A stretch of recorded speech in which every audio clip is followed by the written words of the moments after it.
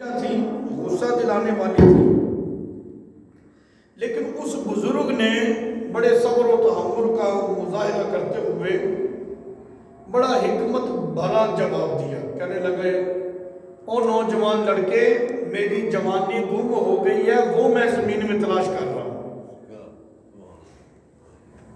وہ نوجوان لڑکا بڑا متعجب ہوا، یہ کیا بات ہوئی؟ مجھے تو کچھ سمجھ نہیں آیا۔ کیا جوانی کو بھی ڈھونڈا جا سکتا ہے؟ کیا یہ تلاش کرنے سے مل جاتی ہے؟ وہ بزرگ کہنے لگے، یہی تو افسوس ہے کہ جب جوانی کی عظیم نعمت میرے پاس تھی، میں نے اس کی قدر نہیں کی۔ اس جوانی سے میں نے کوئی بھی اخروی دنیاوی فائدہ حاصل نہیں کیا، ایسے اس کو ضائع کر دیا۔ اب چونکہ وہ وقت گزر گیا ہے، اب مجھے اس چیز کا پچھتاوا ہے، کاش کہ وہ جوانی کہیں واپس لوٹ آئے، وہ وقت مجھے دوبارہ نصیب ہو جائے، ماضی کی غلطیاں کوتاہیاں جو ہیں میں ان کی تلافی کر سکوں۔ لیکن اب میرے پاس بجائے پچھتاوے کے کچھ نہیں ہے۔ الا لیت الشباب یعود یوما، ایک عربی شاعر ہے، اس نے اس کا یہ نقشہ کھینچا ہے، الا لیت الشباب یعود یوما،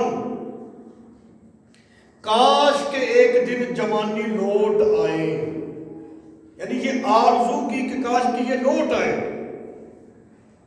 اچھا بھی یہ لوٹ آئے گی پھر کیا؟ فَأُخْبِرُهُ بِمَا فَعَلَ الْمَشِيبُ، کہ یہ جوانی لوٹ آئے تو میں اس کو یہ خبر دوں کہ بڑھاپے نے میرے ساتھ کیا کیا۔ تو وہ بزرگ کہنے لگا کہ بیٹا دیکھو، ہمارا وقت گزر گیا، تمہاری زندگی اگر ساتھ دے گی تو تم نے بھی اس پوزیشن پہ آنا ہے۔ میں یہ چاہتا ہوں جو پچھتاوا آج ہمیں ہو رہا ہے تجھے نہ ہو۔ ایسا کر، کمر کے جھکنے سے پہلے اپنا سر رب کی بارگاہ میں جھکا، تاکہ تجھے دنیا اور آخرت کی ساری کامیابیاں نصیب ہو جائیں، کیونکہ سجدہ ہی ایک ایسی عظیم عبادت ہے جس کی وجہ سے بندہ رب کے بھی قریب ہو جاتا ہے اور پیارے مصطفیٰ علیہ السلام کا بھی قرب پا لیتا ہے۔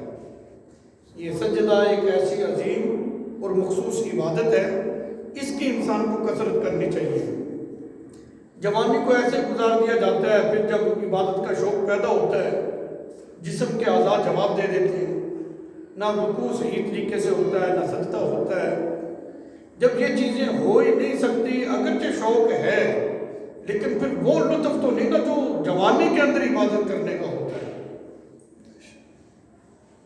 آج کل تو بلڈ پریشر ہر آدمی کا ہائی رہتا ہے، ہر بندے کی یہ پوزیشن ہوتی ہے کہ اینٹ کا جواب پتھر سے ہونا چاہیے۔ اگر ہم کوئی ایسے طنز کرے بھی صحیح، اس کا جواب جو ہے وہ انتہائی بردباری کے ساتھ ایسی انداز میں دیا جائے کہ چلے یہ اگرچہ طنز کر رہا ہے لیکن ایسا جواب ہو کہ اس میں اس کی تربیت ہو جائے۔ جہاں اس کی تربیت ہوگی اور وہ جتنے نیک اعمال تمہاری وجہ سے کرے گا، اس کا ثواب اللہ تعالیٰ تمہاری جھولی میں بھی ڈالے گا۔ اللہ اکبر، اللہ اکبر۔ حضرت انس بن مالک رضی اللہ تعالیٰ عنہ فرماتے ہیں کہ جو شخص جوانی میں تلاوت قرآن کا عادی ہوتا ہے، جو کہتے ہیں نا ہمارا حافظہ مضبوط رہے، حافظہ قوی رہے، تو یہ ایک بہترین نسخہ نبی پاک علیہ السلام کے صحابی نے ذکر کیا ہے۔ کہتے ہیں جو نوجوان جوانی میں تلاوت قرآن کا عادی ہوتا ہے، بڑھاپے میں جا کر جتنے اس نے علوم جوانی میں حاصل کیے ہوتے ہیں، بڑھاپے میں پھر بھول جانے کا مرض اس کو لاحق نہیں ہوتا۔ یعنی قرآن کی تلاوت سے انسان کا ذہن جو ہے، حافظہ جو ہے، یہ قوی ہوتا ہے۔ آپ نے دیکھا ہوگا جو بزرگ علماء ہوتے ہیں ان کے حافظے کتنے زبردست ہوتے ہیں۔ یعنی بسا اوقات ایسا ہوتا ہے جو غیر عالم ہوتا ہے، وقت گزرنے کے ساتھ حافظہ کمزور ہو جاتا ہے، بھولنے والا مرض لاحق ہو جاتا ہے، لیکن جو قرآن کے عالم ہوتے ہیں، علم دین پڑھنے پڑھانے والے جو لوگ ہوتے ہیں، ان کی صورتحال یہ ہوتی ہے کہ جیسے وقت گزرتا ہے ان کا علم اور ان کا ذہن مزید پختہ ہی ہوتا چلا جاتا ہے. تو یہ قرآن کی برکت ہوتی ہے، دین کی برکت ہوتی ہے.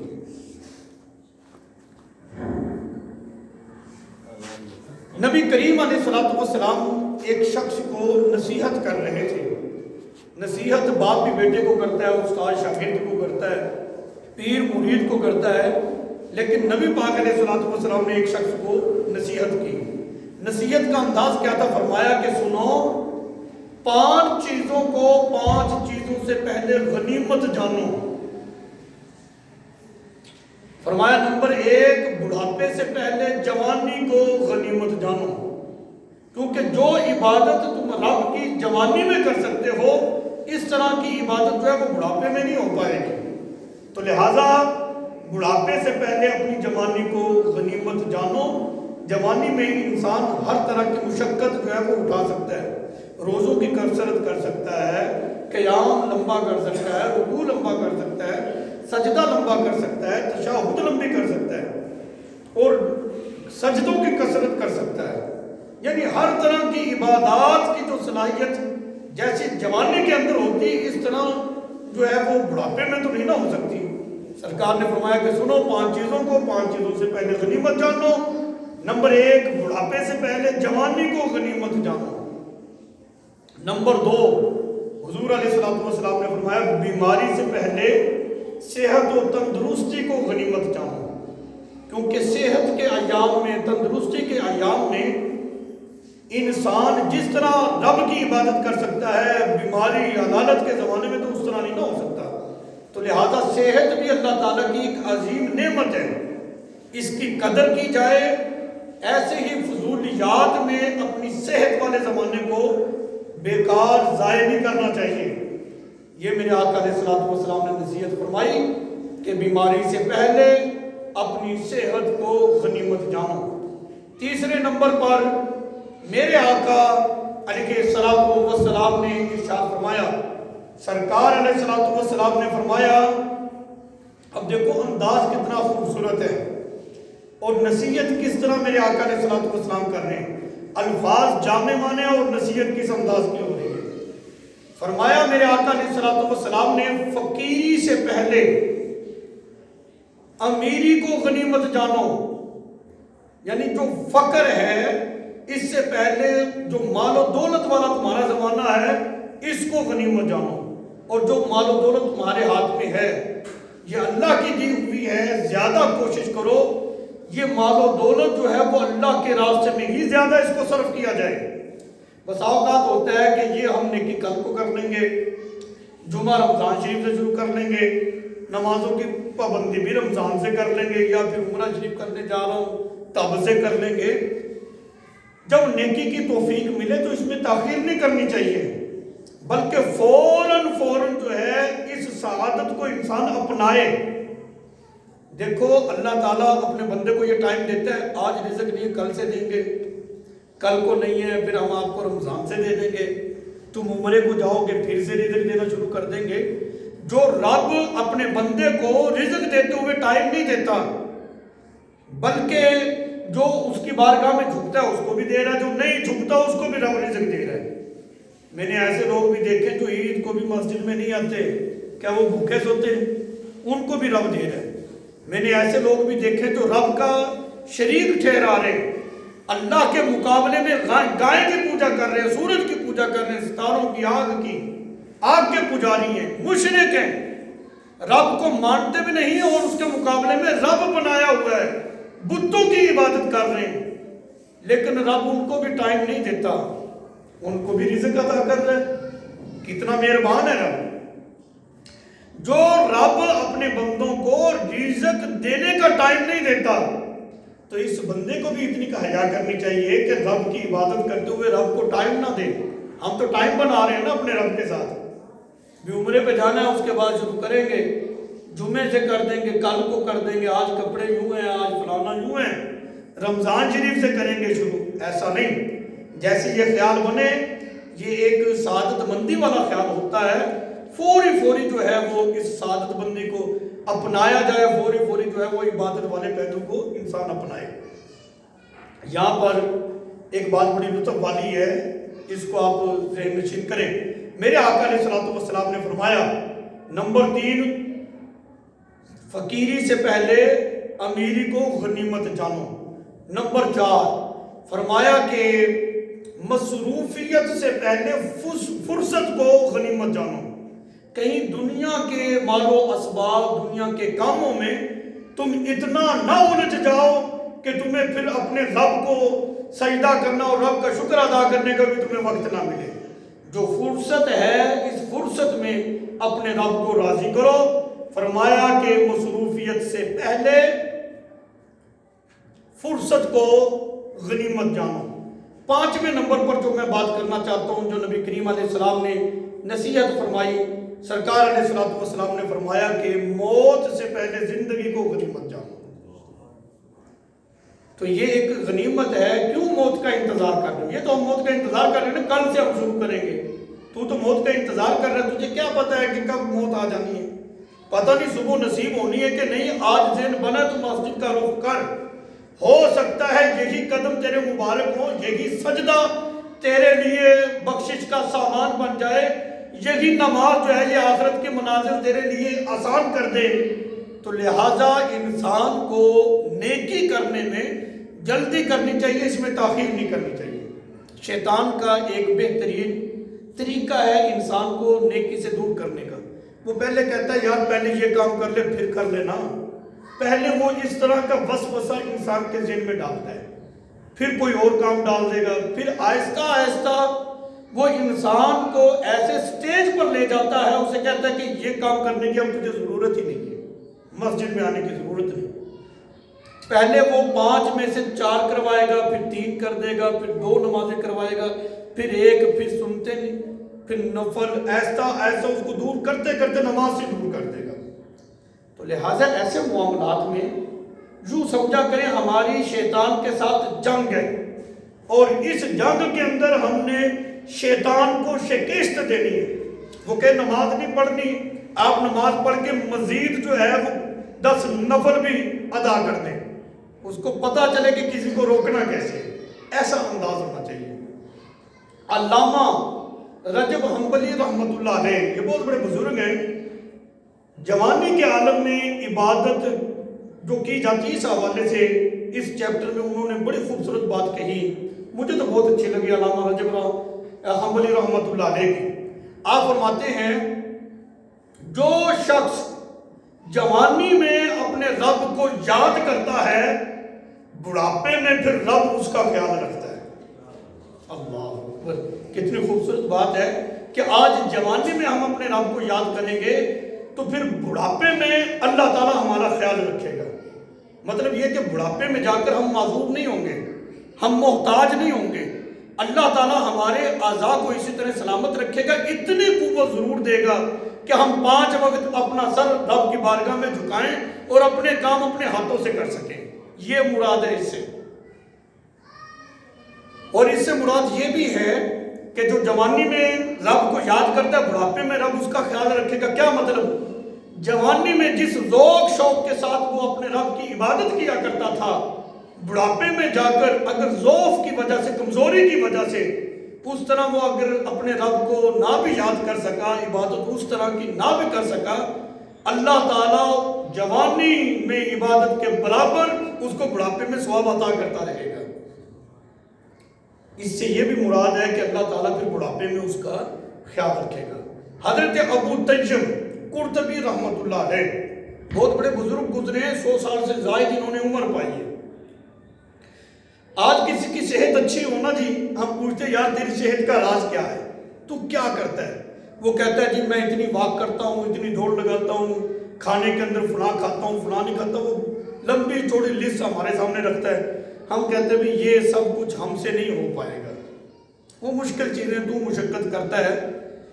علامہ ابو طیب قرطبی رحمۃ اللہ علیہ 100 سال سے زائد عمر پائی، ذہنی اور جسمانی حوالے سے وہ بڑے فٹ تھے، اچھی خاصی ان کی صحت تھی، توانا تھے۔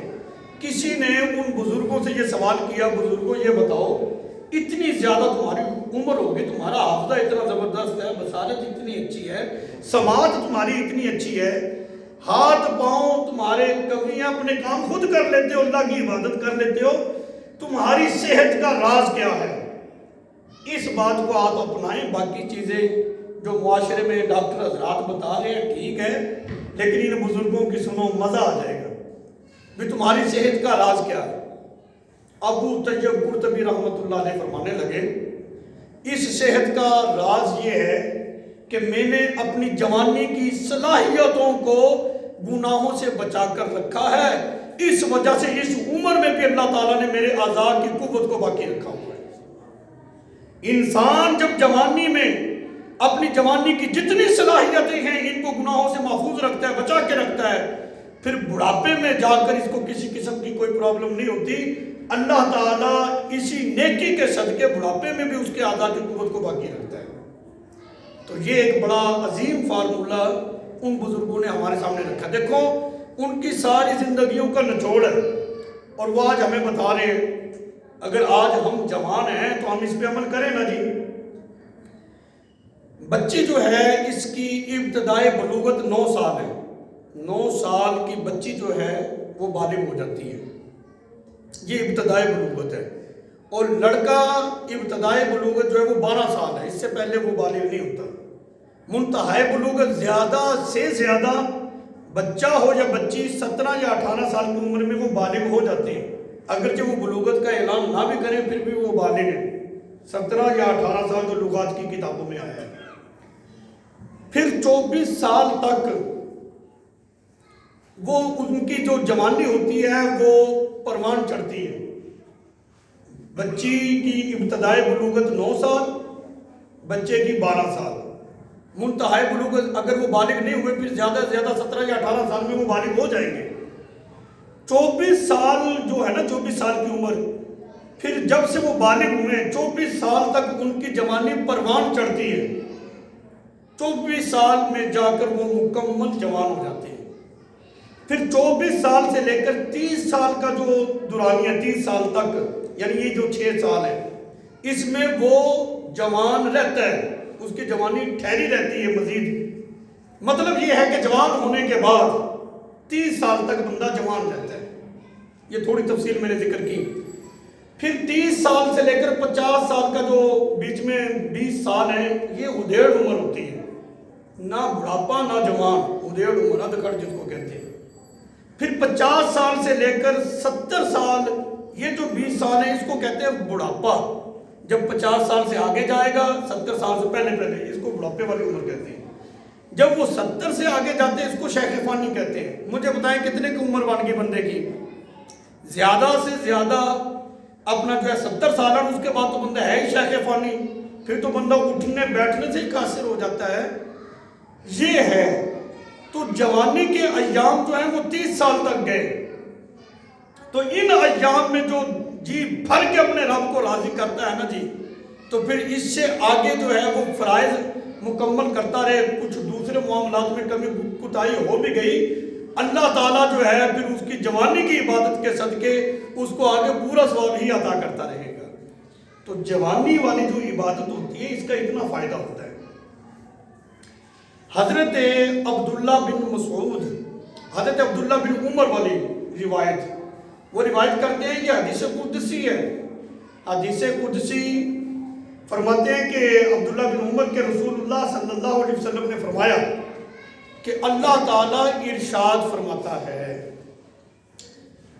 رب تعالیٰ فرماتا ہے جو میری تقدیر پر ایمان لایا، یعنی تقدیر کا جو معاملہ ہوتا ہے نا، جو شخص اس پر ایمان لے آئے، تقدیر کا معاملہ بڑا پیچیدہ ہوتا ہے، بلکہ عوام الناس کو تقدیر والے مسئلے میں الجھنے کی شرعی طور پر اجازت نہیں ہے کہ جو دینی علوم جانتا نہیں وہ تقدیر کے مسئلے میں پڑ جائے تو کہتے ہیں وہ گمراہ ہو جاتا ہے، اس کو اس مسئلے میں پڑھنے کی ضرورت نہیں ہے۔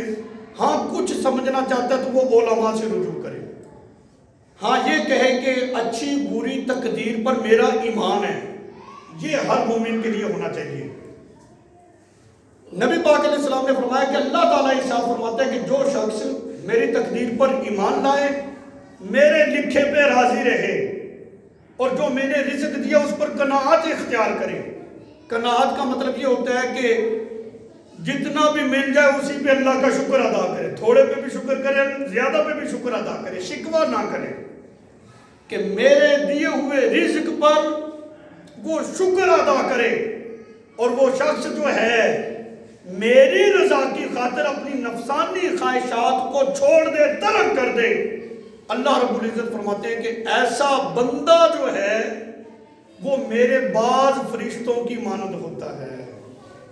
یعنی میرے جو فرشتے ہیں بعض فرشتوں کی مانند ہو جاتا ہے۔ اور یہ حقیقت ہے، انسان جب اللہ کا مطیع فرما بردار ہو جاتا ہے، اپنے نبی کا سچا عاشق بن جاتا ہے، اس کے بعد وہ بعض فرشتوں کی مانند نہیں بلکہ بعض فرشتوں سے افضل بھی ہو جاتا ہے۔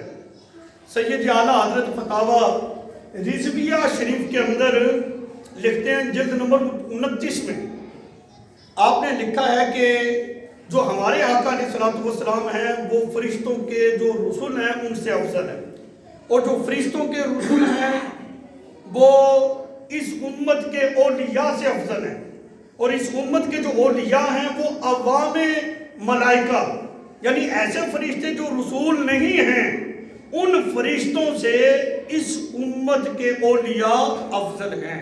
سید اعلیٰ حضرت نے آگے لکھا ہے جو فاسق و فاجر شخص ہو اس کو کسی اعتبار سے بھی کوئی مناسبت نہیں ہے، کوئی برابری نہیں ہے فرشتے سے۔ آج ہر شخص کہہ دیتا ہے کہ انسان جو ہے وہ فرشتے سے افضل ہوتا ہے، یہ کہاں سے تم نے پڑھ لی ہے؟ جو فرشتوں کے جو رسول ہیں سرکار علیہ الصلوۃ والسلام ان سے افضل ہیں، نبی پاک علیہ الصلوۃ والسلام کی امت کا کوئی اللہ کا ولی بھی ان سے افضل نہیں ہے، بلکہ فرشتوں کے رسول اس امت کے اولیاء سے افضل ہیں۔ اس امت کے اولیاء جو غیر رسول ملائکہ ہیں ان سے افضل ہیں۔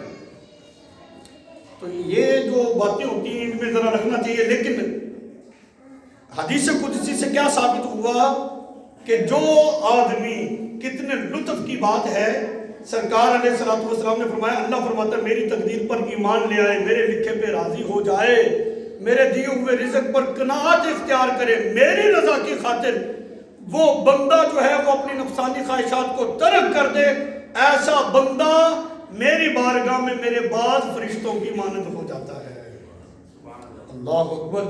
یہ مقام انسان کو اس وقت ملتا ہے جب اس طرح کی صفات بندہ اپناتا ہے۔ آج ہماری یہ غلط فہمی ہے کہ ہم یہ سمجھتے ہیں کہ عروج، ترقی، کامیابی بندے کی صرف اسی بات میں ہے کہ ہم دنیا کو اکٹھا کریں، حالانکہ یہ بالکل ایک شیطانی وسوسہ ذہن میں کہہ لو، ایسا نہیں ہے۔ لیکن انسان کی کامیابی اس چیز میں ہے کہ وہ اپنا سر اپنے رب کی بارگاہ میں آ کے جھکائے۔ جتنا زیادہ وہ اپنے رب کو سجدہ کرنے والا ہوتا ہے نا اللہ کی بارگاہ میں، وہ اتنا ہی زیادہ کامیاب شخص ہوتا ہے۔ اگر دنیاوی اور اخروی کامیابیاں چاہتے ہو تو پیدا کرنے والے رب کی عبادت کرو۔ سادی سی مثال ہے، ٹائم ہو گیا ہے، میں یہ مثال دے کر بات کو ختم کرتا ہوں۔ ابھی باتیں کافی ساری رہتی ہیں، پھر کر لیں گے، ٹائم کی پابندی ہونی چاہیے۔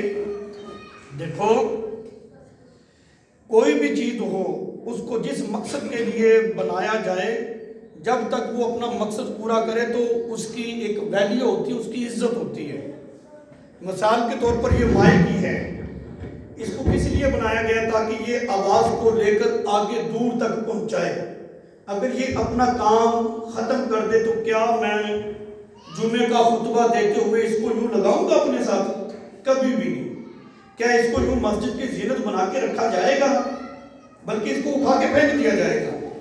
یعنی جس چیز کو جس مقصد کے لیے بنایا جائے، جب تک وہ اپنا مقصد پورا کرے تو اس کا عزت اور وقار اس کی ہوتی ہے، اور جب وہ اپنے مقصد کو ختم کر دے، اپنے مقصد کو چھوڑ دے، اپنے مقصد میں فیل ہو جائے تو پھر اس کا عزت اور وقار، وہ اس کی شان و شوکت نہیں رہتی۔ ہم بلب بھی ہے، اس کو اٹھا کے باہر پھینک دیتے ہیں اگر وہ روشنی نہیں دیتا، کیوں؟ اس نے اپنا مقصد ختم کر دیا ہے۔ تو انسان کو بھی یہ غور کرنا چاہیے، وَمَا خَلَقْتُ الْجِنَّ وَالْإِنسَ إِلَّا لِيَعْبُدُونِ۔ اللہ نے اس جنوں کو، انسانوں کو اپنی عبادت کے لیے پیدا کیا ہے۔ ہمارے پیدا ہونے کا مقصد صرف اور صرف دنیا کو اکٹھا کرنا ہرگز نہیں ہے، بلکہ ہمارے پیدا ہونے کا مقصد مقصد تو یہ تھا جو اللہ نے قرآن میں ذکر کیا ہے کہ اللہ نے جنوں کو اور انسانوں کو اپنی عبادت کے لیے پیدا کیا ہے. ہم جو رزق کمائیں، رزق اکٹھا کریں، اس میں بھی عبادت کی نیت رکھیں. رزق حلال عین عبادت ہے. یعنی ہر چیز میں ہم دین کو سامنے رکھ کے جب کریں گے نا جی، تو پھر جا کر ہم یہ مقام پائیں گے کہ بعض فرشتوں کی مانند جو ہے وہ انسان بھی بن جائے گا. یہ حدیث قدسی ہے. اللہ تعالیٰ اپنے پیارے حبیب علیہ السلام کے صدقہ سے ہم سب کو عامل بنائے، دین پر عمل کرنے والا